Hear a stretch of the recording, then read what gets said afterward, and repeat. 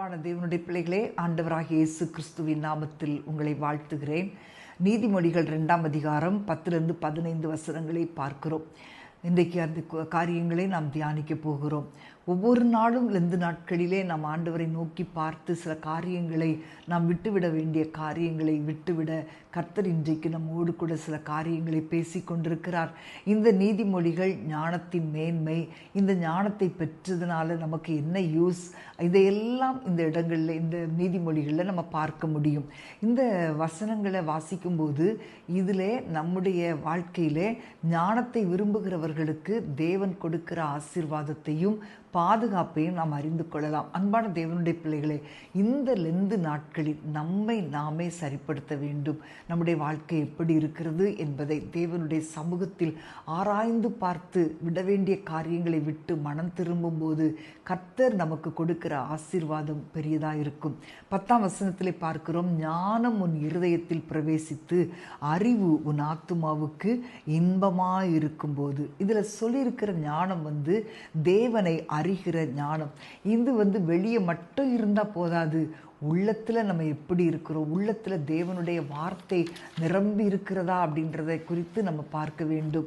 சங்கீதம் 119, 103 சங்கீதக்காரன் சொல்லுகிறான், உம்முடைய வார்த்தைகள் என் நாவுக்கு எவ்வளவு இனிமையானவைகள், என் வாய்க்கு அவைகள் தேனிலும் மதுரமாயிருக்கும். பிரியமானவர்களே, இந்த லெந்து நாட்களின் ஒரு முதல் நோக்கமே என்ன தெரியுமா? இது ஒரு வெளிப்புற சுத்திகரிப்பு மட்டும் கிடையாது. உள்ள நம்முடைய வாழ்க்கையில் தேவனுடைய வார்த்தையினால் இருக்கிறோமா, இதுதான் ரொம்ப முக்கியமானது. தேவனுடைய வார்த்தை நம்முடைய வாழ்க்கையிலே உள்ளத்திலே நிறைந்திருக்க வேண்டும். இப்போ தாவீது சொல்லுகிறார், நான் பாவம் செய்யாதபடிக்கு உமது வாக்கை என் இருதயத்தில் வைத்தேன். அப்போ தேவனுடைய வார்த்தை நம்முடைய உள்ளத்தை நிரப்பும் போது அது நம்முடைய வாழ்க்கையை பாதுகாக்கும். இப்போ அந்த ஒரு வெளிப்புற அடையாளம் நமக்கு ரொம்ப முக்கியம் கிடையாது. இந்த லெந்து நாட்களில் நம்ம உள்ளான பரிசுத்தத்தை நம்ம ரொம்ப அதிகமாக எதிர்பார்க்கணும். 11ஆம் வசனத்தை பார்க்கும்போது, நல் யோசனை உன்னை காப்பாற்றும், புத்தி உன்னை பாதுகாக்கும். இப்போது இந்த லெந்து நாட்களில் பிரியமானவர்களே, நீங்கள் நிறைய காரியங்களை விட்டுருப்பீங்க. நிறைய காரியங்களை இப்போ நான் செய்ய மாட்டேன்னு சொல்லி ஆண்டவரிடத்தில் நீங்கள் அறிக்கையிட்டிருப்பீங்க. ஆனால் சோதனைகள் வரும், பழைய காரியங்கள் பாவங்கள் திரும்ப வரும். ஆனால் அந்த நல் யோசனை, தேவனுடைய ஞானம் அது நம்மை பாதுகாக்கும், நம்மை காப்பாற்றும். திரும்ப அந்த பழைய பாவத்தில் போய் விழுந்து விடாதபடி ஆண்டவர் நம்மை பாதுகாப்பார். நன்மை தீமை இன்னதென்று அறியக்கூடிய ஒரு கிருபைகளை ஆண்டவர் நமக்கு கொடுப்பார். யோசேப்புடைய வாழ்க்கையில் அவன் எகிப்துக்கு வரும்போது, அவனுடைய வாழ்க்கையில் ஒரு பாவ சோதனை வரும்போது அவன் பாவத்திற்கு உடன்படலை. அந்த ஆதியாகமம் 39:9 அவன் சொல்கிறான், இப்படி இருக்க நான் இத்தனை பெரிய பொல்லாப்புக்கு உடன்பட்டு தேவனுக்கு விரோதமாய் பாவம் செய்வது எப்படி? அந்த தேவ ஞானம் யோசேப்பை பாதுகாத்தது. ஆனால் சிம்சோனை பாருங்க, தேவனுடைய வார்த்தைக்கு எச்சரிப்புக்கு அவன் இடம் கொடுக்காதனால தன்னுடைய பலத்தை இழந்தான். கர்த்தருடைய ஆவியானவர் தன்னை விட்டு விலகினதை அவன் அறியாமல் வாழ்ந்தான். அப்போ ஞானத்திற்கு, தேவனுக்கு நாம் நம்முடைய வாழ்க்கையை ஒப்பு கொடுக்கும்போது அவரால் நாம் காக்கப்படுகிறோம். 12ஆம் வசனம், அதனால் நீ துன்மார்க்கனுடைய வழிக்கும் மாறுபாடு பேசுகிற மனுஷனுக்கும் தப்புவிக்கப்படுவாய். அப்போ இன்றைக்கு நம்முடைய வழிகள் திருத்தப்படணும். நேரான பாதையை விட்டுட்டு இருளில் நடக்கிறவங்க நிறைய பேர் இருக்கிறாங்க. அவங்கக்கிட்ட இருந்து நம்ம எப்பவும் விலகியே இருக்கணும். இன்றைக்கு நம்முடைய ஃப்ரெண்ட்ஷிப் எப்படி இருக்குது? பிரியமானவர்களே, நீங்கள் யோசிச்சு பாருங்கள். பொய்யான காரியங்களை நம்பி, மாயான காரியங்களை நம்பி நம்முடைய ஃப்ரெண்ட்ஷிப் இருக்குதா? இன்றைக்கு தேவனுக்கு பிரியமான ஒரு ஃப்ரெண்ட்ஷிப் நமக்கு இருக்குதா? ஆகாப் பொய் தீர்க்கதரிசிகளுடைய வார்த்தைகளை தான் நம்பினான். மற்ற அந்த மிகாயா சொல்லுகிற வார்த்தையை அவன் நம்பலை.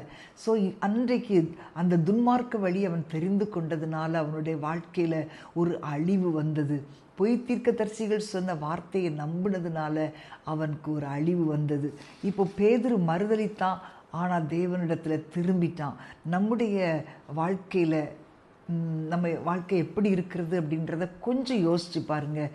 நம்ம ஆண்டவரிடத்தில் திரும்பாமல் இருந்தோம் அப்படின்னா, அவர் துன்மார்க்கமான வழிகளில் நடக்கிற அவர்களுடைய பாதையிலே நாம் நடந்து அந்த துன்மார்க்கருடைய வழிகளில் நம்ம நடந்தோமானால் நம்முடைய வாழ்க்கை ஆபத்தாய் முடியும். ஆமேன். அன்பான தேவனுடைய பிள்ளைகளே, இன்றைக்கு உங்களுடைய வழிகள் கர்த்தருக்கு பிரியமாயிருக்கிறதான்னு சொல்லி கொஞ்சம் சோதித்து பார்ப்பீங்களா? அதே போல் 13ஆம் வசனம், அந்தகார வழிகளில் நடக்க நீதி நெறிகளை விட்டு தேவனுடைய பாதையில் அவருடைய சத்தத்தில் நடக்காம பாவம், அந்தரங்கமான வாழ்க்கையில் பாவம், இதையெல்லாம் நாம் செய்யும்போது நம்முடைய வாழ்க்கை ஆசீர்வாதமாக இருக்காது. நம்முடைய வாழ்க்கையை பாதுகாக்கப்பட முடியாது. யூதாஸ் காரியோத்து இயேசுவை விட்டு அந்த இருளான பாதையை தெரிந்து கொண்டு அவன் போனான். அது கடைசியில் பாருங்களேன், மத்தேயு 27ஆம் அதிகாரம் 3, 4, 5 வசனங்களை பார்க்கும்போது அவன் இயேசுடைய சீஷன்தான். ஆனால் உள்ளத்தில் இந்த பண ஆசை, பேராசை இருந்தபடினால் அவன் கடைசியில் எவ்வளோதான் அறிக்கையிட்டாலும் அவன் முடியலை. குற்றமில்லாத இரத்தத்தை காட்டி கொடுத்ததினால் பாவம் செய்தேன்னு சொல்கிறான். அதுக்கு அவங்க சொல்கிறாங்க, எங்களுக்கு என்ன, அது முன்பாடு. அப்போ அவன் இந்த வெள்ளி காசுகள் எல்லாம் தேவாலயத்தில் எரிஞ்சிட்டு புறப்பட்டு போய் நான்று கொண்டு செத்தான் அப்படின்னு சொல்லி நம்ம பார்க்கிறோம். அடுத்து ஒரு காரியத்தை பாருங்கள், தீமை செய்ய மகிழ்ந்து துன்மார்க்கருடைய மாறுபாடுகளில் களி கூறுகிறவர்கள்.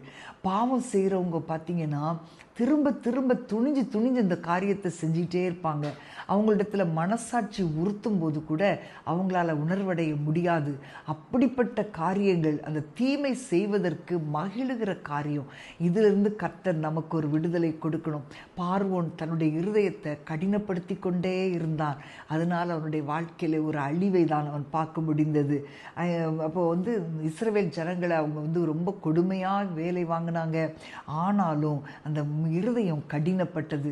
அப்போ இருதயம் மென்மையாக, கடினமில்லாத ஒரு சதையான இருதயமாக இருக்க வேண்டும். கடைசியாக ஒரு காரியம், மாறுபாடான பாதைகளிலும் கோணலான வழிகளிலும் நடக்கிறவர்களுக்கு நீ தப்புவிக்கப்படுவாய். அப்போ ஞானம் நம்முடைய இருதயத்தில் இருக்கும்போது, அறிவு நம்முடைய ஆத்மாவுக்கு இன்பமாக இருக்கும்போது இப்படிப்பட்ட காரியங்களுக்கெல்லாம் நாம் தப்புவிக்கப்படுவோம். ஒரு நேர்மை இல்லாத ஒரு வாழ்க்கை. தேமா பாருங்க, அதை பற்றி சொல்லும்போது பவுல் சொல்லுகிறார், தேமா இப்பிரபஞ்சத்தின் மேல் ஆசை வைத்து என்னை விட்டு விலகி போய்விட்டான். பிரியமானவர்களே, இந்த லெந்து நாட்களில் நம்ம கொஞ்சம் ஆராய்ந்து பார்ப்போமா? தேவனுடைய வார்த்தை நம்முடைய இருதயத்திற்குள்ளே நிரம்பி இருக்கிறதா? ஒருவேளை வெளிப்புறமாக நம்ம என்னமோ பெரிய பைபிளில் ரொம்ப பெரிய ஸ்காலர் மாதிரி வெளிப்புறமாக காட்டலாம். ஆனால் உள்ளுக்குள்ளே எப்படி இருக்குது?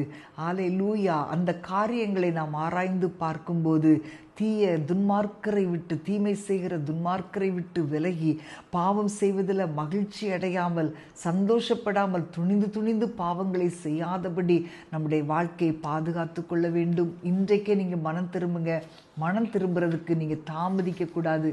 பேதுரு உடனே மனம் திரும்பினான், அவனுடைய வாழ்க்கை காக்கப்பட்டது. பிரியமானவர்களை, இன்றைக்கு ஒப்பு கொடுப்போமா? நாம் ஜெபிப்போமா? அன்பின் ஆண்டவரே, உம்மை ஸ்தோத்தரிக்கிறோம் அப்பா. ஆண்டவரே, உம்மை துதிக்கிறோம். ஞானம் எங்களுடைய இருதயத்திலே நிறைந்திருக்க, தேவனுடைய வார்த்தை எங்களுடைய வாழ்க்கையில நிறைந்திருக்க எங்களை ஒப்பு கொடுக்கிறோம். இது நிமித்தமாக எத்தனையோ காரியங்களுக்கு எங்களை பாதுகாக்கிறீரே. உம்முடைய ஆசீர்வாதங்களையும் உம்முடைய பாதுகாப்பையும் நாங்கள் பெற்றுக்கொள்ளும்படி அறிவு எங்கள் ஆத்துமாவுக்கு இன்பமாக இருக்கட்டும் அப்பா. ஆண்டவரே, எங்களுடைய வாழ்க்கை ஆண்டவரே உம்முடைய வார்த்தையினால், ஆண்டவரே உம்முடைய ஞானத்தினால் நிறைந்திருக்கும்படி எங்களை ஒப்பு கொடுக்கிறோம். நீர் ஆசீர்வதியும் வழி நடத்தும். இயேசுவின் நாமத்தில் பிதாவே, ஆமேன், ஆமேன். ஹல்லேலூயா. அன்பான தேவனுடைய பிள்ளைகளே, இன்றைக்கு நீங்கள் மனம் திரும்பும்போது, உண்மையாய் மனம் திரும்பினால் தேவன் நம்மை நிச்சயமாய் நேர்த்தியான வழியில், சரியான வழியில் நடத்துவார். God bless you.